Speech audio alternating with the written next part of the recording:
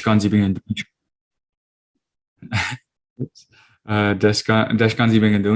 I was born and raised on the Horn of the Serpent River, present day London, Ontario. So a bit of a homecoming today. Michigan and Dodam. My heart resonates with the turtle. Anishinaabe Ojibwe and Indian Dao. So I'm an Anishinaabe Ojibwe man, and I'm also Irish. So Nui Shaganashi, I'll speak English fully, but thank you all for this opportunity to share. And thanks, Shaquille. That was a nice little addition to my profile there. Appreciate that. And I can second that you're also very well spoken, kind, and considerate. So thank you for the work that you're doing. I think you're a great person to lead in this initiative. And if I can support it and contribute to it in any way, I hope I can, because I'll just pull up my slides here. And I just want to say Ani, hello, bonjour to some of the people who I know who are in this space right now. It's hard when you don't see people. So I actually encourage people to go online like Tandy, Wild Child, and to show your face, because it actually helps me to present like more effectively when I can see people's face and the reactions, and if they're like with me or like against me, and it's, you might be right, but also just I've been teaching post-secondary education for this is my 11th year, and it's been quite a journey. The last 2 years have been like fully online, although I moved back now to in person. So I just really appreciate being able to see people. I think we all kind of do after what's been happening, and hopefully I can make a few of you smile throughout this presentation, because this work really truly is about something joyous, something that's joyous, that's fully in my heart, and I hope you'll see that throughout this workshop. So again, thank you to the organizing committee, and yeah, back to the LDOT. So spent a lot of years learning there. In fact, I spent a lot of time at Westminster Ponds, and I'm going to tell a really brief story. I told you, Shaquille, this story, but I'll try to make it as brief as possible, but I feel like it's worth it just to tell you just how connected I am to that place. I walked there many times. A lot of the most enjoyable walks were with my dog, Chimera. Some of you maybe met Chimera, some of you who are in here, but she was a really special dog. And I think everybody says, oh, my dog was the best dog. But like Chimera was literally like the best dog ever, and I mean, I'm very biased, of course, but like from the time I took her home, when I lived in the East End of London, like near Trafalgar and Hill, and from the time I brought her home for the first day, she just walked right beside me, right behind me in tow, and that's how she was for her whole 12 and a half years. Anybody who met her knows she never needed a leash, although sometimes I put it on her, but like for the most part, she was like an extraordinary companion, my best friend, and those who really know me know how much she served a purpose in my life beyond just like being my dog. And when she finally was completing her journey, I was laying with her, obviously, and like as she left this world, I knew exactly where I needed to take her ashes, and that was to that Westminster Ponds and to that great oak tree that is there. Something that I've sat with, prayed with, hugged for long periods of time, and really showed love to, and that tree showed love back to me, and that whole place, that whole land showed love back to me. Many experiences there. Well, long story short, and it's hard to make this like it's a really spiritual experience that happened, but I went and I put some of her ashes at that tree. So when you go back there, remember her, Chimera. She was special. But then I took the rest of the ashes to the pond, um, down the steps and out on the dock. And at first I just dropped a little bit of her ashes in, and then I poured most of them in there, and they made like this most beautiful cloud in the water. Like, it was the most extraordinary thing. And then a snapping turtle came, and that's my clan, like the snapping turtle. And it came right up to that cloud, and there's there's little fishes there, but it wasn't hunting. It was coming to bring her spirit to that place, what I feel. And it did. And it went right into those ashes. And wow, what an experience that was to see her be welcomed by the spirit of that place. So I'm going to talk a little bit about how we can approach land-based learning today and restoring land. I'm sure there's a lot of practitioners here, so hopefully I can offer a few of you something a little extra to the work that you're doing. And thank you for everybody for the work that you do on the land. Today I'm going to talk to you about knowing the land and its original people. And I'm going to talk a little bit about those people who I became familiar with in Southern Ontario, as well as I'm going to do a bit of an environmental scan. And really that's about being able to identify where actions can be taken. Okay? This is about taking action for me. And I'll give you a few examples of the action I'm taking currently. Had an amazing meeting today where I can't give you too many details, but essentially we got like $250,000 to pursue my vision. We found out today that contract is being signed. So like, this is big stuff. There's a lot of,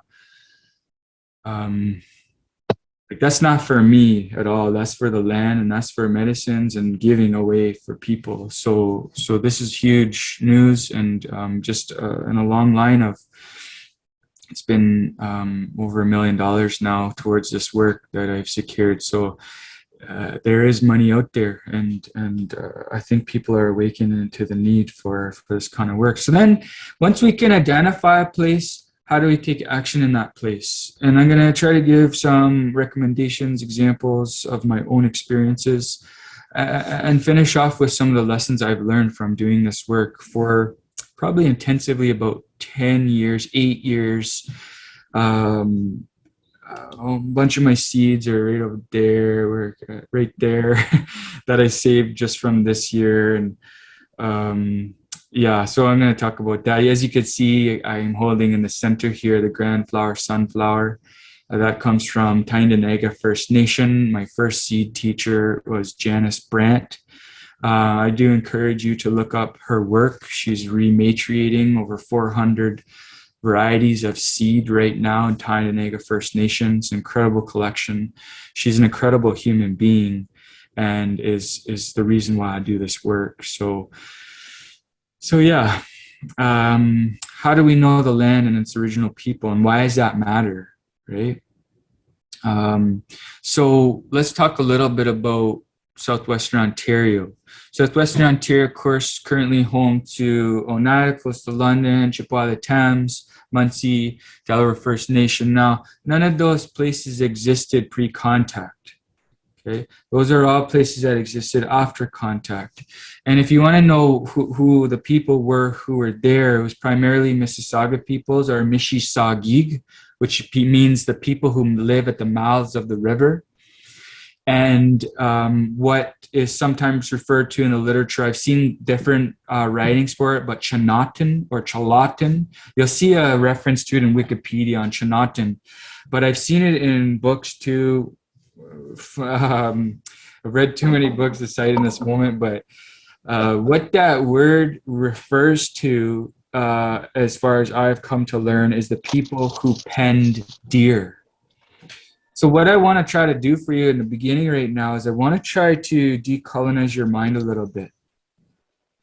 And how do I do that? Well, some of you probably have within your mind this idea of the Indian, right? The native person as wearing like a loincloth Here, I'll give you a perfect example. You know, here's the Indian carrying their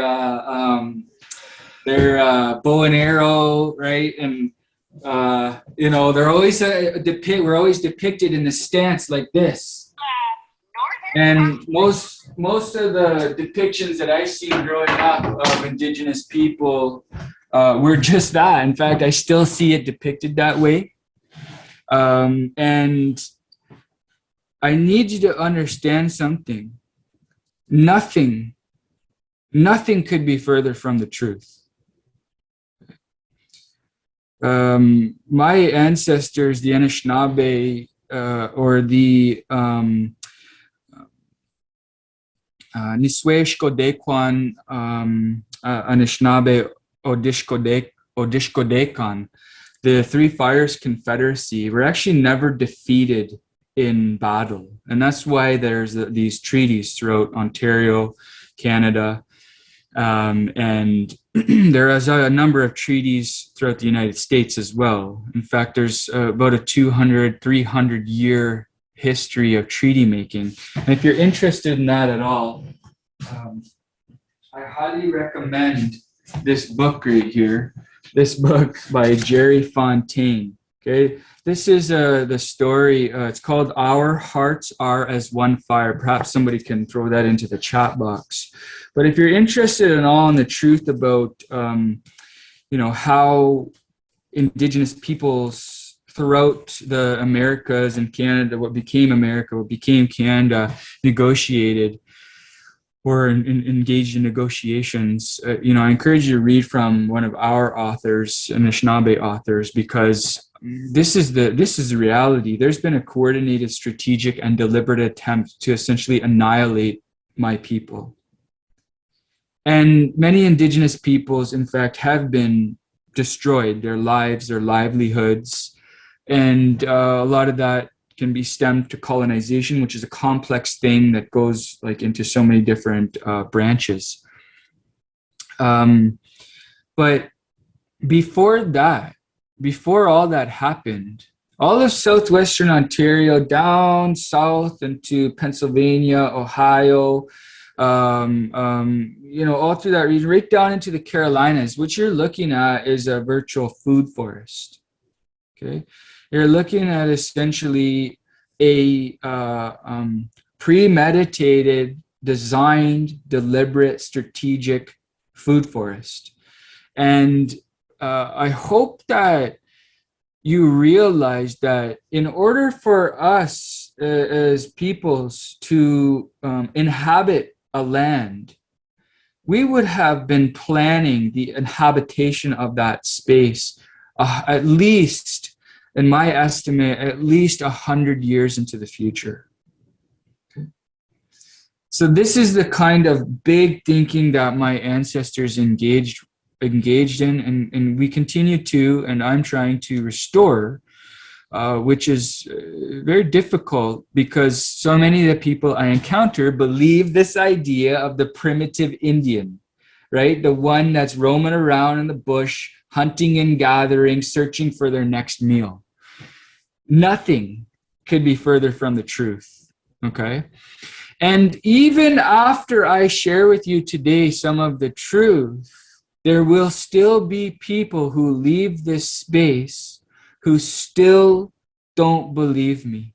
And that's the power of the media. That's the power of colonization. And that's the power essentially of an enemy to what could possibly lead to a restoration of land, culture, and maybe some, you know, combating climate change, which is a very real threat to all of us right now. Okay, so these people, the Chinatan, they lived in partnership. They had agreements, sacred agreements. Our agreement as an Anishinaabe is called Anakanagewin, or Chinakanagewin, which means like a sacred law, and we followed it. But let me continue. Okay.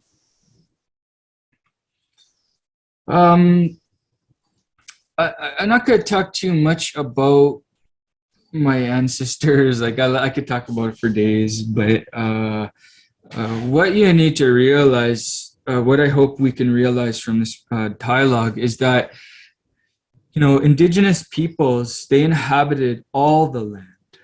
The whole idea behind a terra nullius or a blank land or nobody, that was only after the genocide, the first genocide that took place. That was between about 1500 and 1600, when approximately 90% of all populations of all indigenous peoples throughout the Americas were wiped out.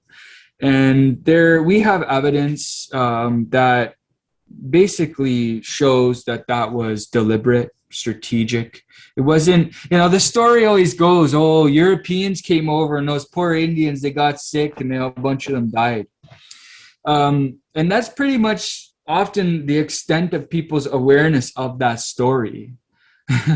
But the reality is that, you know, when Europeans arrived, they were brutal, brutal people. And they had, we'll put in perspective, the fastest ever crossing of the ocean around that time, 1500 to 1600, as far as I have come to learn, was about 60 days. That was the fastest ever crossing. The average time it took to cross the ocean was about 120 days. Okay. Does anybody know the incubation period for smallpox?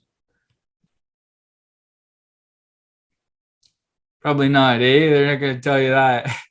Because then you realize smallpox has an incubation period, you know, from the time you get the disease to the time you essentially die, because a lot of people die from it. And Europeans, only a few actually had immunity to that. So it's not like Europeans came over and accidentally a couple of them had smallpox and all of a sudden, you know, everybody, those poor Indians caught it from them.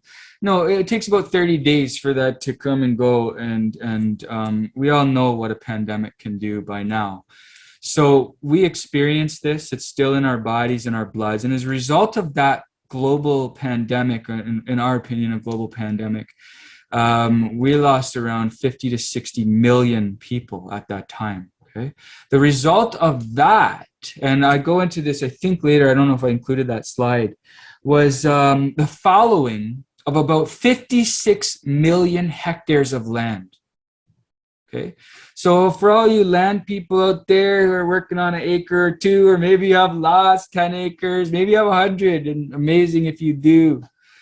Think about how much 56 million hectares is, and think about the following of that much land. It was so catastrophic, this encounter with Europeans, that by 1620, the entire globe entered a mini ice age. And that lasted approximately 200 years. And if you're looking for resources on this, I can provide them to you. But let me continue, because I want to talk a little bit more about my ancestors, the Anishinaabe. Okay, we are Algonquian speaking peoples. Everything you see highlighted in green in this slide, and this comes from Canadian Geographic magazine. I think I have it over there somewhere. But you can look up and see the different language families. I believe there are 12 language families currently in Canada, but those represent something like 75 dialects that are currently spoken as of 2016. These dots here represent communities that are still speaking that Algic language. And of course, you know, my ancestors, thank you for putting that for we still have approximately 150,000 Algic language speakers throughout Canada today. Okay, so it's a living language. Again, this gives you a sense of the strength of my indigenous nation prior to the time of colonization. In fact, if you look at the War of 1812 and what Tecumseh or Shingwak did, you know, Tecumseh, or it's actually pronounced Tecumseh, but he was quite a force to be reckoned with. Now, what did we believe then? if we weren't these like, you know, people riding around in the bush looking for our next meal, like some of the people that I learned from would have me to believe, how did we live? Well, we have to understand this really important concept. And I encourage you to try and say this word, Indinawe Maganuk. Can you say that? Indinawe Maganuk. Don't be shy. I know you ones off camera are probably like yelling it out, and but Indinawe Maganuk, that literally translates to I am related to everything. And this is not a colloquial thing. This is not a, oh, I'm related to everything. Oh, how great is that? It's literally from the time you are born, you are taught about all your relations. You're taught about the mineral beings, the plant beings, and how those beings are part of the consciousness of what we call Gije Manido. Okay? Manido translating to English as a spirit, and Gije could be translated as like great or kind or loving. I think another way to put it that really helps me is that it was one of my teachers, Peter Schuler said once, it's like the most incomprehensible being. It's incomprehensible to the human mind, this being, but we know it's there. And I'm sure a lot of you can attest to that, it being there. Miigwech Edgar. And so we understood that there's this being out in the universe. And in our creation story, which can take days and days to tell, that being actually it was essentially there was nothing in the universe, but you can actually point to nothing, because the moment you point to nothing, you're pointing to something. So we actually can talk about the nothingness for quite a long time, because essentially when you point to, if you say there's nothing, the absence of something, then there's the possibility of everything. And that out of that nothingness, there emerged a sound. And that sound sounded something like this.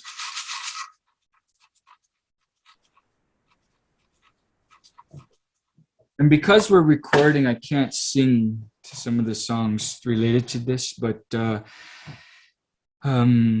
from that sound, it was what I believe, and what the creation story sort of attests to, is that there was a being who sought to come to know itself. But what it was doing was it was looking outside itself for the answers.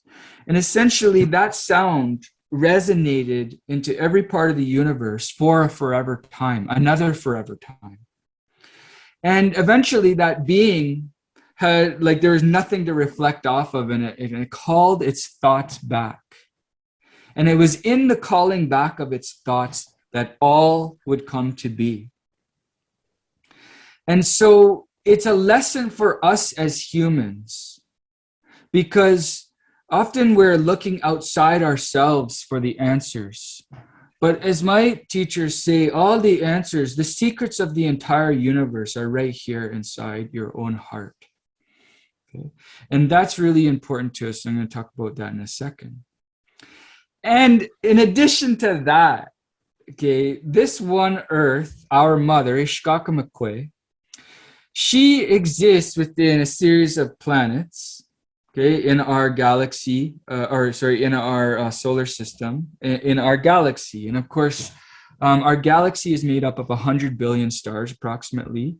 And our closest neighboring star, there might be three, but I'll mention two, Alpha Centauri A and B. They are approximately 4.5 light years away. And I know probably some of you are Googling what I'm saying really fast, and keep doing it. And if I'm off, just tell me, because like, don't worry, I've been corrected many times, but I'm pretty close, trust me. And 4.5 light years away. Now, if we were to leave on SpaceX tomorrow, traveling at the fastest speed we possibly know at this time, to get to our closest star, the second of 100 billion in our galaxy, which we call Jipai Mikan, the Milky Way, the pathway of the skeleton, it would take approximately 130,000 years. So take a deep breath. Think about that for a second. Okay. So there may be other life out there, but let's face it, we have a lot of life right here to take care of right now. And my ancestors taught us how to do that. And it's very clear it should be very clear by now that the way that we've gone, we've failed. We've failed. We've failed a lot of people. And who better to look to than the people who maintain the integrity of their ethnobotanical knowledge and still do to this day and have an unbroken line of storytellers that goes back to the beginning of time?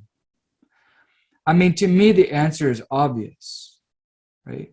But what you have to do in order to get to that place is you have to forget this idea of the primitive Indian roaming around in the bush, scrounging around for food. Remember, we were a people who designed our habitats 100 years into the future to ensure that 7 generations ahead could thrive in those places. Okay. And there was sacred agreements that were made as consciousness emerged on this mother, our earth, Ishkakamakwe.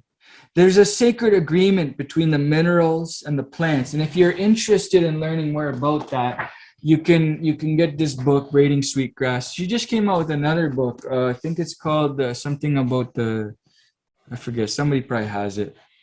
I don't have it yet, but in this sacred agreement, the plants agreed, or the animals, or the minerals had to forget everything that they thought they knew about the universe for the new consciousness of the plants to emerge. And so too did this happen with the plants and the animals. And essentially, when we emerged on this earth, and we are just one part of the consciousness of that great spirit, that most incomprehensible being, coming to know itself as the most beautiful being in the whole universe. And you are that. You're that. Thank you for existing. You're the most beautiful being in the whole universe. Now imagine you were taught that from the time you were this big, until now, every day. And you were taught that you had a responsibility to all your relatives in Dinewe Maganug. And you got to know who they were. Okay? Think of how different the world would be. And so my teacher says that today, and I'm taking up a lot of time, so I better hurry up here because I'm on slide 3 of 40. But my teacher says there's a new consciousness emerging on this earth now. And there are people in this space right now who know exactly what I'm talking about. Because you can feel it. And I can feel it right now that you're feeling it. So it's quite beautiful. Okay. And I have no shame in saying that. Because there's a new consciousness emerging. It's a crystalline consciousness, my teacher says, but it's not really that. We have to forget as humans everything that we think we know about the universe in order for the new consciousness to emerge. And it will. It will, because that most beautiful one, that most incomprehensible one, it doesn't quite know itself fully yet. And so how do you know the people? I taught you a little bit about the foundations of the consciousness of Anishinaabe people. And remember, that's just one Indigenous people of Canada, one group, one linguistic speaking people. And I don't know any of the other ones. Actually, I do, because I've been training with a Mayan priest for about 10 years, but that's a whole other story, and let me just focus, okay?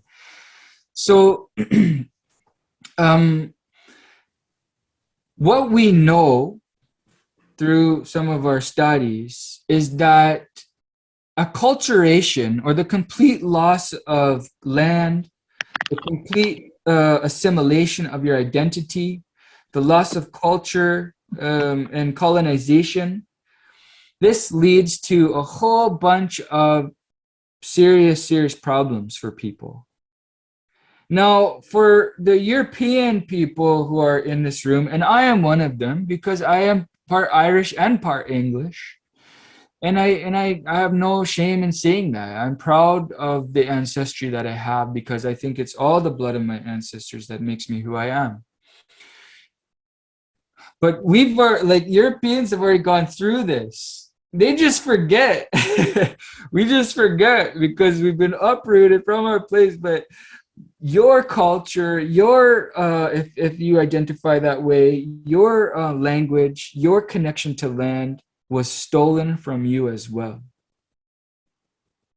Okay, but I sometimes I encounter people and they go, "Yeah, my family's been here 6 generations. At what point, like, what point do I get to call us home?" It's like, well, like, you call it home, right? But like, just remember that, you know, my family, we've been here 1,000 generations, and your family was somewhere else for 994 generations. Why don't you tell me about that, please? Because I'm sure it was extraordinary.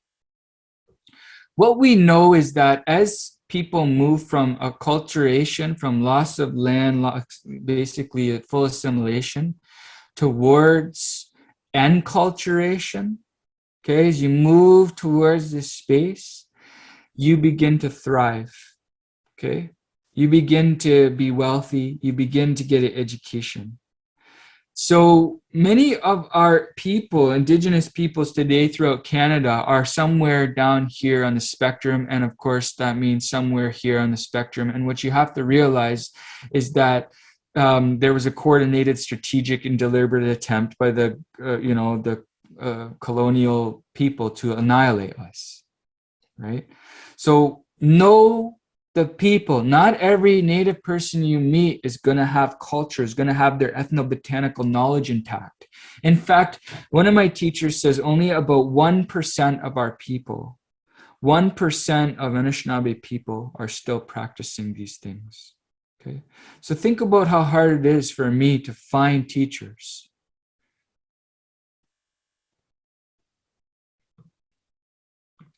Now, coming back to, so how do we identify sites where action can be taken? Well, when I look to restore land, when I consider restoring land, I think first about Gagige Anakonage, this sacred, eternal, natural law, right?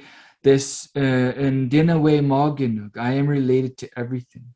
What we do is we realize that there are these, 4 directions, and each is represented by the fire, the earth, the water, and the air. Of course, that chemistry makes up a whole number of things, okay? But some of the things that we recognize and that I look for, okay, is the sun's movement, basic. How's the sun moving? I'm looking at how the seasons are going to change. I'm looking at now, as I get more advanced in this work, population sizes. Okay, what's the population of the school where I work? What's the carrying capacity of the land? And those 2 things coincide when we start to do polyculture planting and medicine planting. Okay. Asking permission from the land, making offerings, doing pipe ceremony. That's part of this Gagige Anakonage. We take out our pipes, we make an offering to the land first, right? It's not a coercion, it's a permission, asking permission. We look at the soil health, the different trees, what's growing there already. What are the animals? What are the fish? What are the birds? What are the things that are causing pollution in these areas? Am I downriver from a power plant or a wastewater facility? These are all things that I'm always constantly considering this work that I do. And I'm going to show you the scale of which I am at right now. But we got to look at not only creating microclimates when we need to bring in species that are going to provide sustenance not only to our hearts and our minds, and our communities, but also that are going to create, habitat for other species. And we know all this. We have to know all these things. Okay, we got to look at irrigation, water catchments, looking at houses. Are the roofs able to catch water? Can we store that water? Can we have a gray water system? Is the river health good enough to irrigate into this space?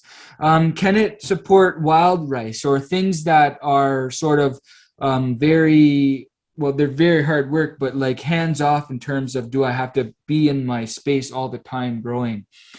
We got to look at migration patterns of all these things. And most importantly, I think today, one of the things that we're looking at is how is climate change going to affect this in 3 years, 5 years, and 20 years? And we really have no precedent for the current state of the climate. So we need to be really conscientious that, the things that we're planning for right now, and this is what I'm doing. So I'm working with scientists to say, okay, let's study some of these trees, maybe even tropical species that may provide sustenance for the future and pull carbon out of the atmosphere. Is that making sense? Is this starting to move in a direction? You probably guys all thought I was crazy for a little bit. Is this starting to move in a direction that's helpful to some people? Maybe a little bit? Okay, don't worry, we'll get there. So, one of the things, Southwestern Ontario, what is growing there? Well, here's just a plant list of just some of the things that I've either grown or harvested, okay? Potatoes, grown 3 different varieties, squashes, grew the Gotego Kosaman, that big squash from Winnipeg. Wild carrot, beans, puffballs, apples, cattails, mayapple, right? Like when I think about this work, what I really try to look at is, okay, what's growing in the area already? What could possibly grow here if I do some clearing? And what can those things produce in terms of sustenance over time? And so that I have to start creating an infrastructure around those things, which I've done and which I do, in order so that when we go to harvest them, we're not scrambling to dry them out or figure out a place to have them. So in the background of this, the label's off, but this is actually a space that I designed and built. And it's not 19 feet square. It's actually 19 meters square. So there's 4 19-meter square gardens that I designed and built inside an old English garden. It's a remarkable thing. I have pictures, but I don't have any here. The landowner's a little bit private. So that's all I'm going to say about it. But what an extraordinary thing to see this space come to life.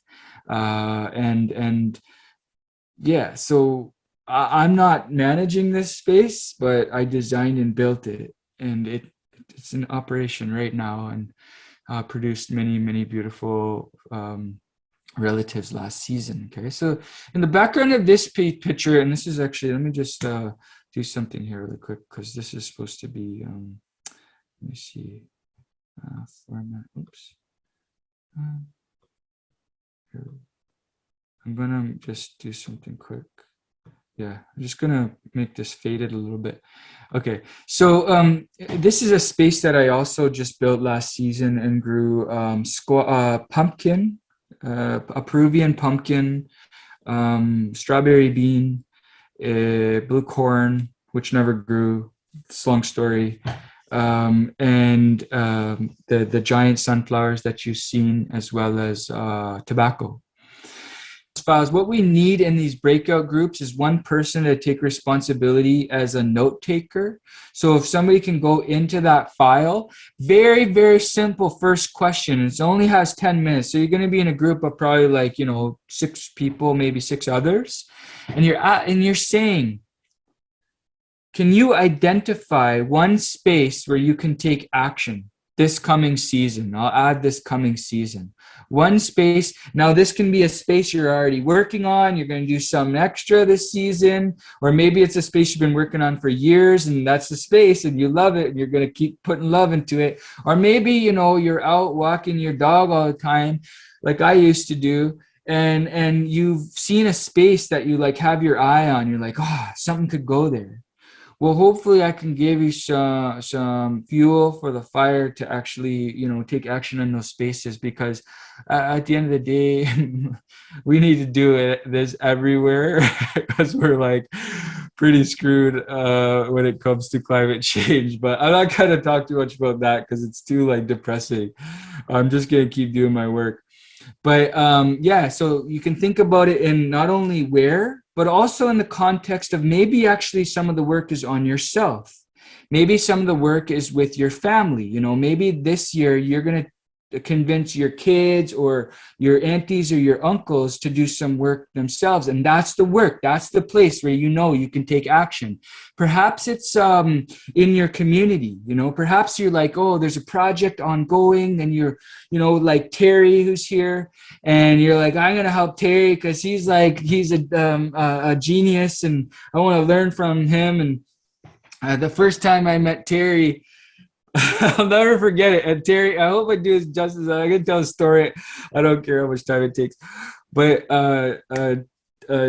Terry, I was doing a talk. This is so many years ago. I don't even remember. It was a summer. I remember that because it was nice and warm. It must have been the fall, because Terry walks over and he had watched my presentation. He comes over and he has a copper shovel.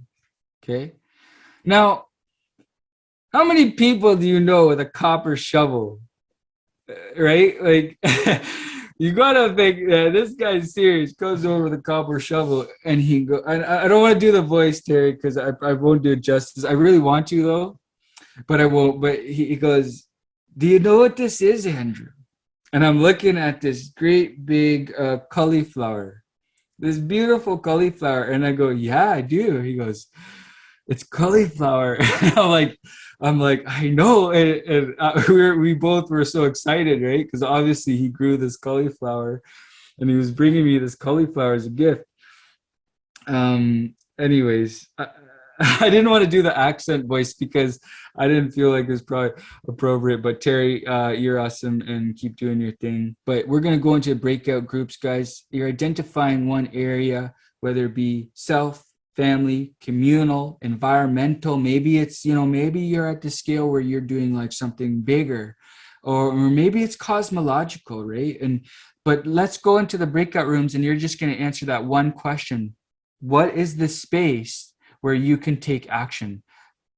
All right. So welcome back. Is there anybody willing to share what they felt was the space where they could take action? Not the action you're going to take, but what is the space that you want to take action? Is anybody willing to share? Yeah, I see Crystal. I'm Steven. I sided with myself. And just because I believe that until you know yourself and you know what's going on inside, I don't think you should be doing anything outside, or trying to influence outside your life. Definitely. Thank you. Steve, you said, right, Steven? Yep, Steve. Yeah, thank you. That's wonderful to hear that you're going to do that work, or like at least you're identifying that that's the work that you can do. Thank you. Someone else?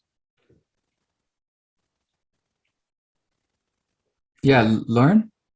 Yeah, I said that for myself as well, and to remain open-minded and to always, welcome new perspectives and just, have an open heart and open mind.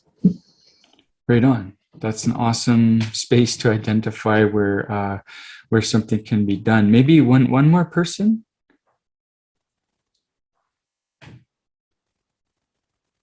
Amy. Yeah, so our group identified just like small gardens around us, whether it be like a grandparent's garden or a neighbor's garden, especially if they are like getting older and can't do as much as they used to be able to do, but still want to do all the things so we can help them out a little bit, and then that will also pass some knowledge down. But just like small gardens around us would be the spaces. Right on.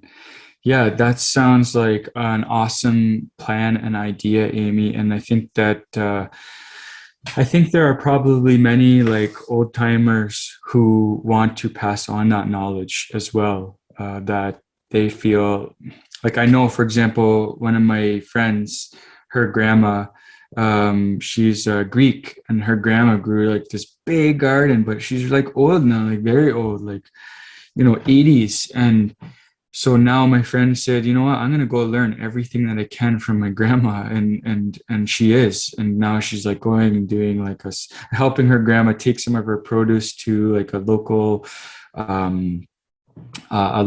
market. And it's just amazing to see, there's so many spaces where things can happen. And so let's talk a little bit about taking action. And I'm going to talk a little bit about from the space that as an Anishinaabe person, I take action from. And it really starts from here, Ode.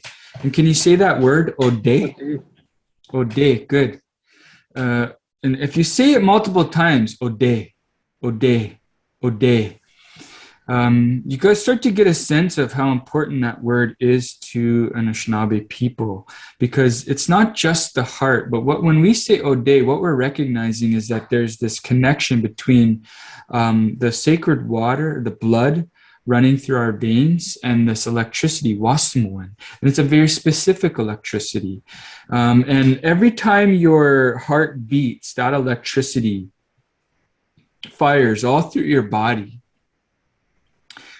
And we recognize this not only as the origin place of our physical being on this earth, but also when you start to look at some of our other linguistic words like shkode, which is fire, you're going to start to see that for the foundations of our cosmology, our foundations of our thought, are really embedded in our words. So, for example, dodem, probably you guys have seen the word totem or totem pole. The word dodem like is the root of that. But dodem is your clan. But it's really, that's what I say, my heart resonates with the turtle. I am Turtle Clan. That's my connection to my ancestors. That's the connection to my bloodline as an Anishinaabe Nini, as an Anishinaabe man.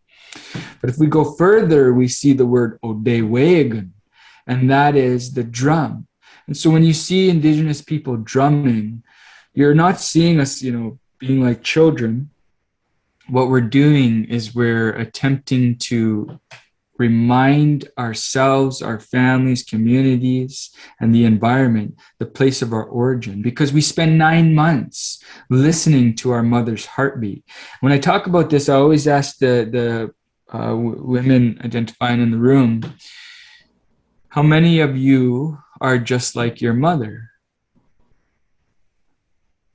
And then I usually see about half the room go, yeah, okay, there we see Jamie, and you say, yeah, I am just like my mother. And then I say, how many of you are just like your mother, but you don't want to admit it? And then usually the other half of the room goes, yeah, that's me. That's It's funny because they don't want to say it like that. They're like their mother when I say, anyways. I think that's really important because, our mothers carry all of us. Our mothers carried us all for 9 months. And then we were born of the sacred waters of her womb. And that's something that we take very seriously as an Anishinaabe people. Okay? And so for us, our villages was Odena, or the place where the people's hearts gather. And what I feel is in doing this work, in the foundations of this work, is creating more spaces where people's hearts can come together, right? And I think it's important for me to say this too, before I go any further, is that everything you see in the world is a reflection of yourself. Okay? Everything. And so however you're perceiving me right now has really nothing to do with me. It has all to do with you and who you are. But when I say that, people are like, it takes some people a long time to really get what I'm saying, right? And it takes some of my students like a whole semester to really realize, like, oh, yeah, I'm not seeing the world. I'm seeing the world only filtered through my conception of it. And if that is a colonized concept of the world, a deeply colonized concept of the world, you know, those of you identifying the work to be done inside, that's big work. Because every single one of us is a child of this earth. Whether you want to admit it or not, you are a part of the consciousness of the earth. And so further to that is the Odaemin. And Odaemin is the strawberry. And of course, there's many of our harvests that have Min in it, Min being the sustainer of life. Medeuwin is our medicine society. Medeuwin really translates to the sound, the heart, the sound of the heartbeat of an other. And it is our responsibility as Anishinaabe to care for the hearts of others. And if you see Anishinaabe not doing that, it might be because, you know, they're triggered from some colonial thing or whatever. But that's part of what it means to be Anishinaabe. And for us, that's part of what it means to be a human being. And part of our responsibility as human beings from an Anishinaabe perspective is Minobamadiziwin, okay, or Minobamatiziwin. Is to live in a good way. This is a literal movement of the body on the earth. And it gets more complex from there, okay? Because we understood that there is these 13 moon cycles every season, every year, and that we're on a spinning earth that's spinning around a sun every 364.25 days approximately, and that this moon is spinning around our earth. And people say, oh, it's 28-day moon cycle, and it's not. It's about 29 and a half days for a moon cycle, and that's why the moon cycle doesn't align exactly with the earth cycle, because it's off. It's like, so that's why there's like really 12 point whatever 12 and a half moon cycles every season, and why sometimes you get a blue moon or two full moons within one moon cycle, or 1 month, one Gregorian month or whatever. But these moon cycles really directed our lives as Anishinaabe people. And it is actually at this time, during the moving from the spirit moon into the bear moon, into the walking on top of the snow moon. And the moon cycle, remember, it's flowing. The earth is flowing. It's constantly changing. We are constantly changing. Try not to point to Indigenous people and say this is what they were, but realize that we're complex. Human beings are complex, just like every other species on the earth. And we evolved with the earth. And that's something really important too, to realize, is that as the earth evolved, we evolved too. And I encourage you all to pay attention to moon cycles. Of course, today marking the first day of a full moon, right? So I don't know how many of you know that, but what does that mean in terms of the actions that I'm to take? Well, of course, I'm planning for the sugar making. So I'm paying very close attention to the temperature right now. Right now, it's like -20 in Sault Ste. Marie. I don't know exactly what it is, but it's very cold. I'm cold right now. My house is cold, but that's a story for another day. But right now, okay, I should be completing something right now and then starting something new as the moon wanes. Or it's in the new moon that we plant things that grow up, and it's in the full moon that we plant things that go down. So with the full moon, you plant your roots, your tubers, your potatoes, carrots, beets, etc. And if you really want strong roots of a tree, you're going to plant it that new moon. If you want something to reach up tall, like my sunflowers, I'm going to plant them with the new moon. So full moon for tubers, new moon for things that are going to grow up. And it seems to work for me, and it's not something that I made up. Probably some of you are familiar with that practice, but also when you think of the moon cycles, when I think of the moon cycles, I think, okay, with the new moon, I want to start a project because it's going to be waxing. And with the full moon, I want to start aiming to complete a project. But we're always planning ahead, always planning ahead. So right now I'm planning for the sugar making. And last year I harvested around 60 liters of maple syrup. But all these things are what make us humans. And that's the start of my new year. As an Anishinaabe, when that water starts to flow up, so there's no real date. It happens, it fluctuates. But when the water rises up in an uptick, the sugar, the maple tree, that's when I start my new year. And we nourish my body with that sustenance so that I can have the strength to do my work. If you're doing self-work, right, you want to focus on the teaching of love. You want to really focus on loving yourself, right? Don't punish yourself for the mistakes you made, but reward yourself for the things that you're going to do good. I teach a 14-week course on this. It's highly complex, but I wanted to show you just the basis of an Anishinaabe cosmological framework. So then you can start to get a sense of what I mean by saying, you know, forget that whole idea of us living in the bush, kind of marauding around like some people would lead you to believe. Okay.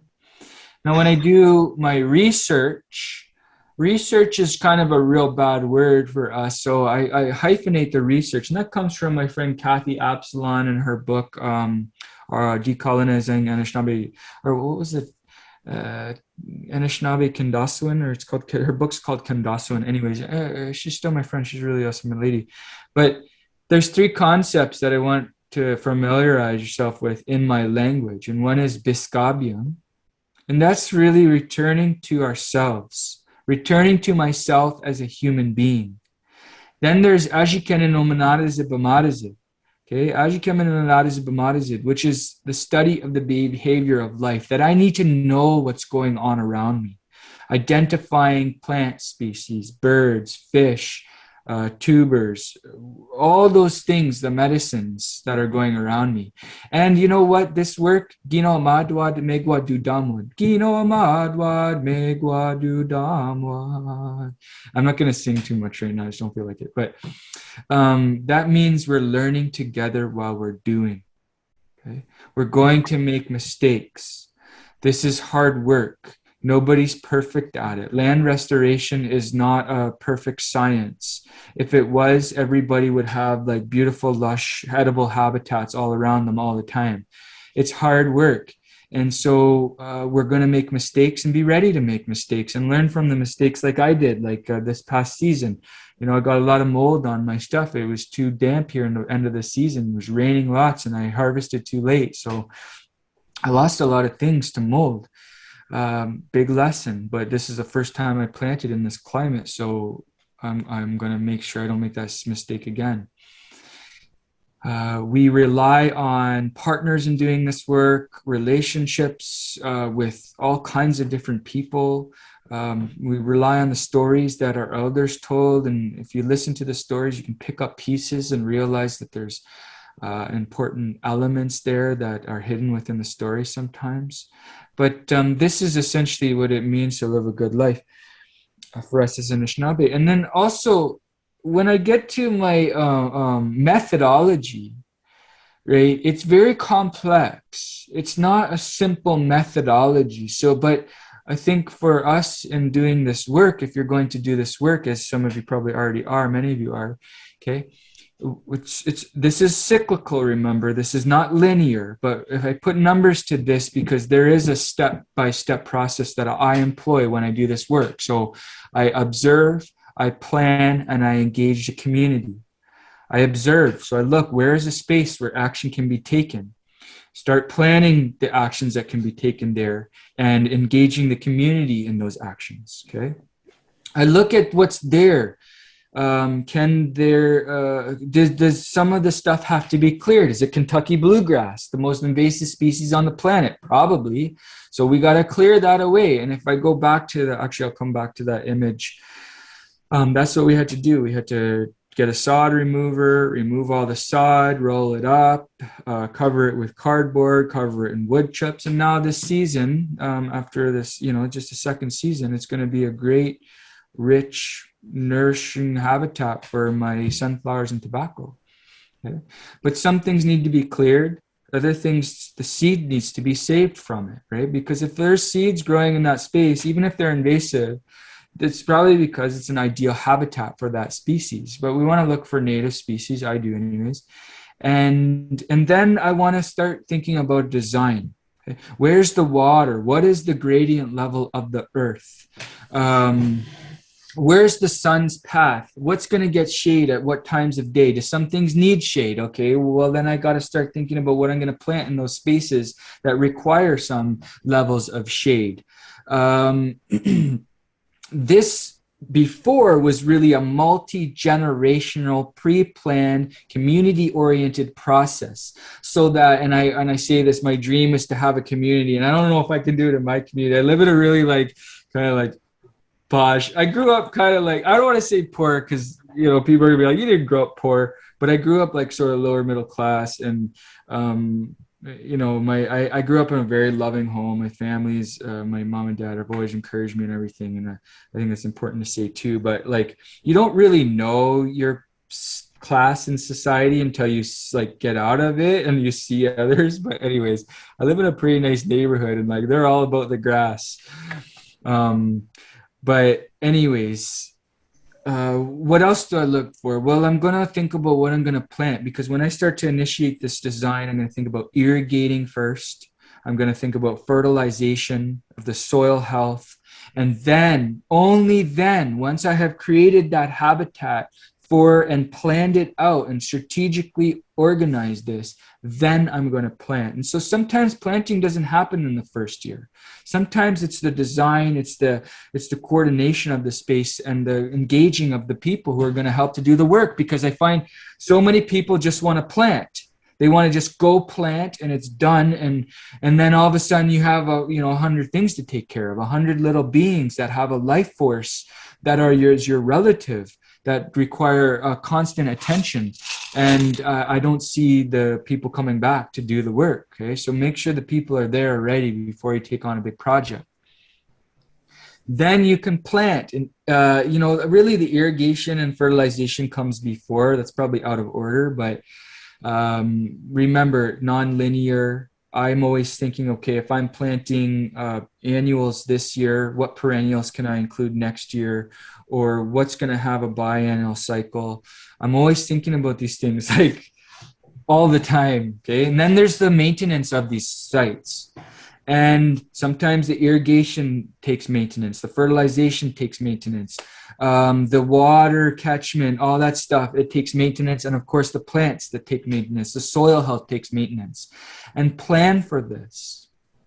Know that this is coming, right? In the past, my ancestors, they engaged in massive controlled burns. And sometimes I put in perspective how just incredible that is, but I'm not going to do that now because I'm kind of running out of time. But then you have the harvest. Well, the harvest leads to the preparing, preserving, storing, harvest, and seed. And so if you're thinking about growing 60 tomato plants, you better have space for 600 tomatoes somewhere. Okay, so that's where you can engage your neighbors, or maybe you're going to make big soup, or you're going to give some to the food bank or whatever, right? But what I see a lot is people grow a whole bunch of tomatoes, and then at the end of the season they have a bunch of tomatoes that they can't eat, and then they go bad, and then they rot. And then, I mean, it's great for the soil health in a way, but I think we can plan a little better than that. And it's the excitement of planting things that you see grow, right? Tomatoes are a more easy one, except when they catch the blight, but whatever. Okay, and then you're going to store and trade and share. And this is where a community organized around these kind of projects is so important, because you could say, hey, Amy, I'm going to take care, you're going to say, I'm going to take care of the strawberries. Okay, and if you go to the ponds there are wild strawberries growing in abundance. I could show you one day. and show this to the crew, right? And all of these things require taking care of. And when we take care of them, they take care of us. But then you have a whole bunch of people. Crystal's going to take care of the beans. Jason's going to take care of the corn seeds. Darby's going to take care of the winter squash, right? And you say, okay, now you know who's going to take care of what, and that's your responsibility. And that way, when you harvest, you get to share. And so Darby's going to share winter squash with Amy, and Amy's going to give her some strawberries, and Jason's going to go, hey, what about me? And he's going to bring his corn over, and then they're going to, okay, here's some squash for you. And that's really how this really when we scale up, it has to work this way. There's no one person who could do this work at the scale that's required to kind of, face what we're doing. And I've done this, organized at least people coming together and building spaces. One of the spaces that I worked on had around 2,000 visitors, maybe 3,000 visitors over the course of 2 years. But part of the work that I did was engaging my community. So I brought together 60 Indigenous leaders, and I said, what do we remember about land restoration? What do we remember about land-based knowledge? And I think what's most important about this is some of you scramble to read all the things that are around it, and which is fine, but focus on the center. What I need you to realize is that Anishinaabe people, we would have, by the time we were 12, 13 years old, known all the minerals in our landscape, the weather patterns, the plants and the trees. We could have named them all, the fungi, the birds, the mammals, the fish, the reptiles, and the arthropods, and it was all in our language. And all of that interconnects, right? And this is where we get this disconnect, right? Because humans can, like I went to the grocery store earlier today, right? Like I don't have much of a choice. But we have to know our land again. We have to remember what it is. And then there's all these other really fun things that we can do afterwards. Okay. So I take this activity, and just to show you how complex it gets, like this is just one thing I did with my students. Okay. What are all the birds around you? And I had all my students kind of start naming birds: geese, stork, nuthatch, eagles, mourning dove, cardinal, Baltimore orioles, goldfinch, seagulls, loons. Okay. And that's just the types. But as Indigenous people, we would have known their nests of every single one. We would have had names for those nests. It wouldn't just be bird's nest. It would be a specific name for a specific thing. This is the knowledge I'm seeking out right now. I'm working with a language teacher to translate all this. But the types of eggs that they have, the beaks, what their eggs. I remember I was up in the way in the north with the Dene community, and they're telling me about the importance of the seagull eggs and what they did. In fact, they were talking about it being an aphrodisiac, and they didn't say it in such an eloquent way, but they talked about it nonetheless. Okay, the songs that those birds sing. So if you listen close right now, you're going to hear the cardinals, and I'm pretty sure it's the cardinals. Don't they go like? Is that the cardinals? Yeah. Okay. So listen for the cardinals, because they're going to tell you about the day, and they're going. And you'll hear like one going and then another one, and they're starting to connect with each other because they're about to mate. And you'll hear when they go to mate that changes. Listen close, because instead of it going, it'll go. And they get like, it's almost like you could tell they're excited. And listen close. Once the up here it's going to take a little longer, but I was listening to them this morning. But anyways, that's all the things we would have understood, right? It wasn't just about planting gardens. It was about understanding where we sit as humans. But here's just more examples of some of the activities that can be taken. And I always start from the right side and I move around clockwise. So sustainable landscape design, fertilization, compost, plant acclimatization. That's a big one. Seed acclimatization is critical right now. So if you're a seed keeper, a seed sharer, okay, make sure you acclimatize your seeds every season, because the climate is changing dramatically quickly. Canning, dehydration, selling, redistribution, traditional ecological knowledge, cooking traditional foods, cleaning, storing, preserving seeds, ancestor feasts. That's another important one. make sure you take some of what you get from the earth and you give it back to the earth, whether it be put in a fire or you just cook some up and you take it outside and you offer it to the land, because those ancestors, they're still there. They're like, if you go back 1,000 generations, you're talking about many, many billions of people who came before us. Okay. So seasonal celebrations, this is another big one. If you're organizing around this work, make sure you celebrate the change of winter to the change of spring. Celebrate it. Bring people together, even if it's a small group of people. Feed them good foods, nutritious foods. Don't give pop and chips and pizza. Okay, feed them the types of things that you want them. And I've done this. I've organized probably 100 different gatherings in my career. And maybe not, maybe like how many? Probably like 50.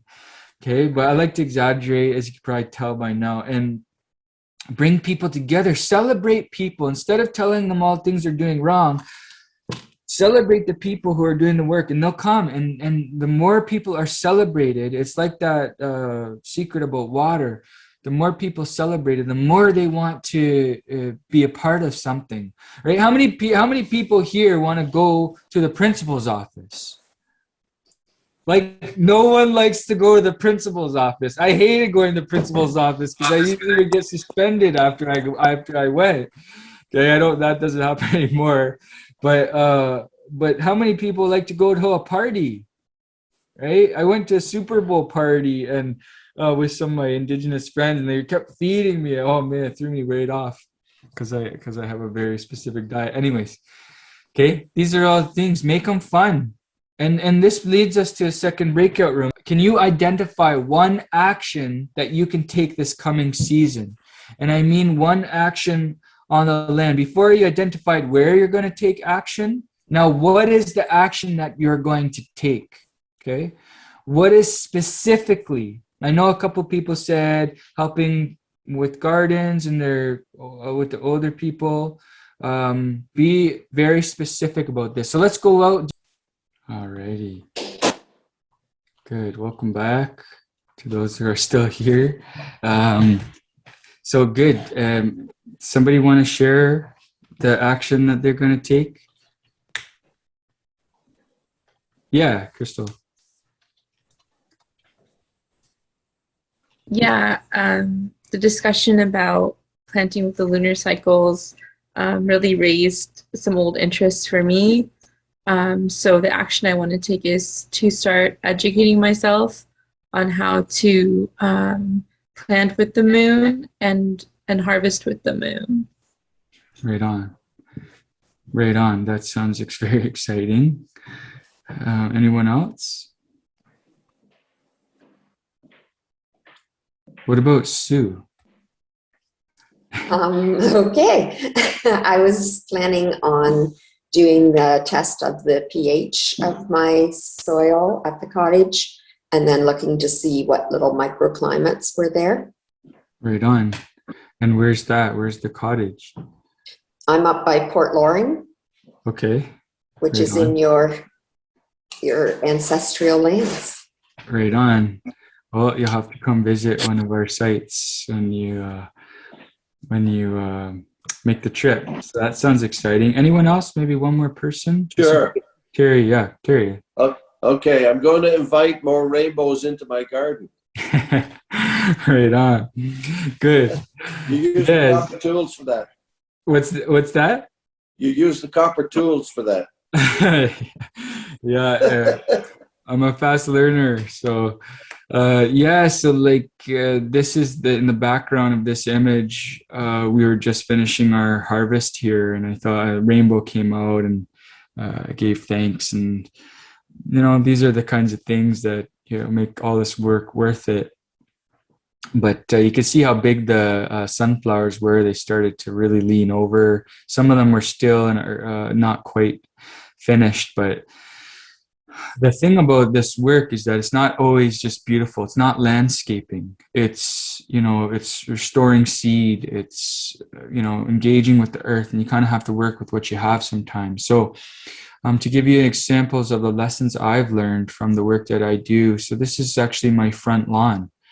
And when I moved here, it doesn't always look like this in this very mystical way, but you can see that I created terraces because I live on like a slope, and started creating terraces, and these trees, the birch trees, were dying in my backyard, and they were leaning towards my neighbor house. So I cut them. I said, you're going to have a new life. I'm going to transmute you into something new. And I work with an arborist, and he brings me lots of wood chips that I use.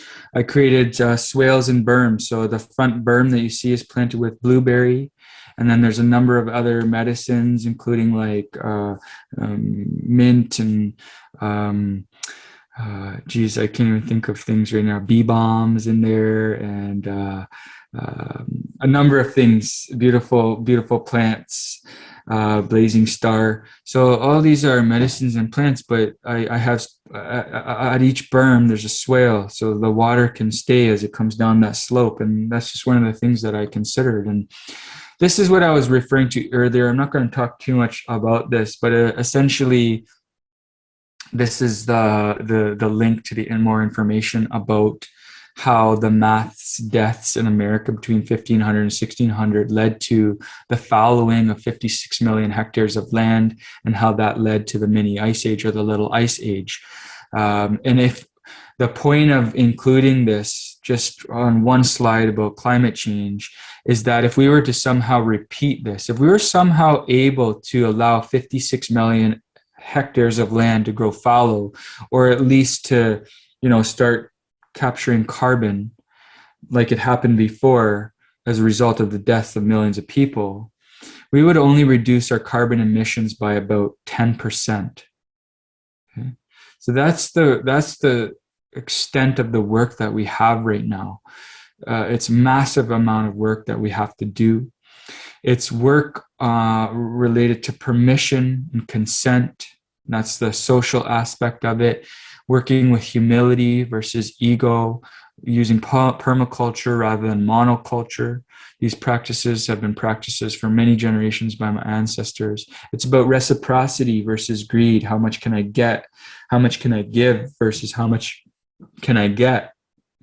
It's about relationships in the community. And for us, anchored in culture. It's about the listening to what the elders have to say. And there's not just Indigenous elders like from this area. There's people who have been doing this work for many, many years, and they have a lot of knowledge, and we have to create spaces for them to be heard. Okay. This work is, this work of sustainability practices, Indigenous philosophies are grounded in the understanding that humans and the environment are bound in a relationship of reciprocity, respect, and obligation, not coercion and domination. So as you can see, my front lawn was primarily grass, like this really crappy grass even. And my neighbor said, people who always lived there at that house always struggled. And you could see all the grass right down into that park down the road. And when I look at that, I think, what a waste of space, when that could be a habitat for vegetables and fruit trees and, for foxes and birds and all kinds of beings. And we can do this. We can recreate these kinds of habitats. I have done it, and I'm going to continue to do it, because it fills my heart. And so here's sort of like the end of the summer, last summer, my house. I didn't just, didn't look so rough. I tried to make it beautiful too. And I think that there's an aesthetic to this as well, that when you have a certain aesthetic, it can really draw people to the space and create, good energy in the space. Here's just another example, Blair Outdoor Education Center. This is in Kitchener. And we started, this is a big community gathering, and we put cardboard down, we brought in soil, we did soil remediation. But I was planning, and you could see I didn't take care of the space after, but you can see in this picture on the right how this space was transformed. They added another layer of berm and planted lots of things: corn, tobacco, various vegetables. And I think when you start a project off in a good way, now the pathways, you can see where where I'm sitting in the center, those pathways face the summer solstice sunrise. Like that path is the line of the summer solstice sunrise. So where I'm facing, that's where the sun rises, June 21st, 22nd. That's where it's going to be. And aligning things according to those sun cycles and moon cycles, it has an effect on the space. It draws people to the space. Why? Because they remember they're humans.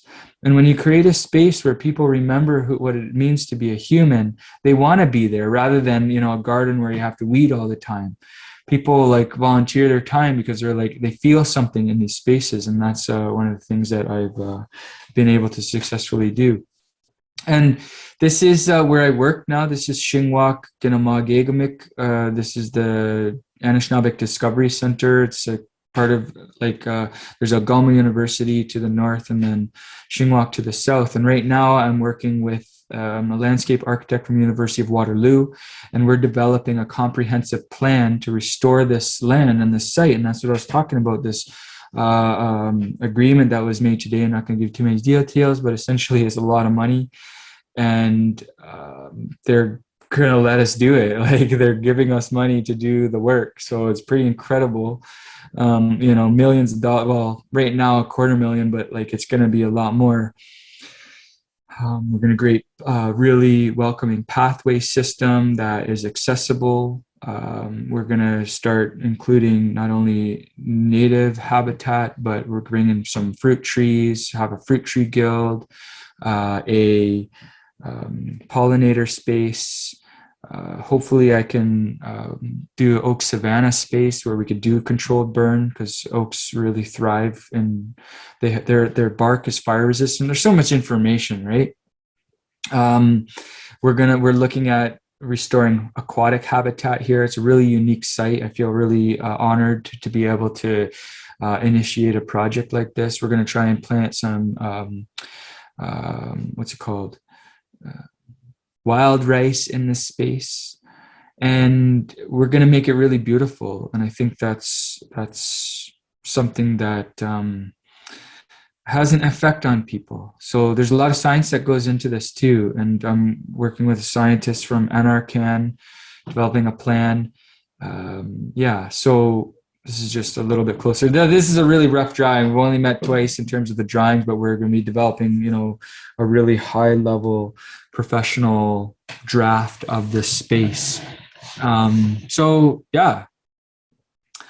kind of me. That's kind of what I do. And I just want to say one last thing, none of this work that lays ahead will be easy. And Anishinaabe knowledge and much Indigenous knowledge, it challenges us to see beyond that which we think we know, back towards that which we've known all along. And that's where we find it. Inwards to the wisdom of our hearts. This is not an abandonment of science, nor is it a return to the past. It is an effort to synthesize two worldviews, acknowledging the attempted erasure of one and the consequences of that erasure for all. This work is about remembering what it means to be a human being, Minijimendan, and restoring the symbiosis between our hearts, our minds, and of course our actions. So I'm just going to show you one last thing here. How much time do I have? Oh yeah, we could have some questions. You can't see my screen. Hold on, I'll pull up my other screen here. Oops. Here we go. Share. So you guys can see this now? Yeah, so we'll just play this little video. So we literally are making the final ties on this teaching lodge here, this turtle lodge. And it's been an amazing community effort to put everything together. There's even the Abajanias, the little ones, are working. We have Mike Bison here helping us. Sacred fire, getting ready. The road, ceremony happening, sacred fire out there. And, these are the final ties being done. We'll be done for now. There'll be these little things to maybe adjust and see as time goes on. But what a beautiful spot to do this at Shiwak Gikinoo here. Be rich. All right.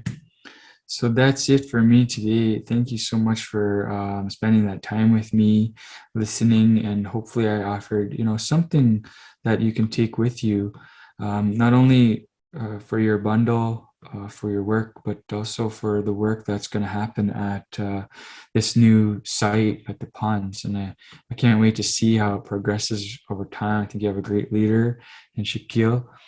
But I'm happy to spend some time if anybody has questions, comments.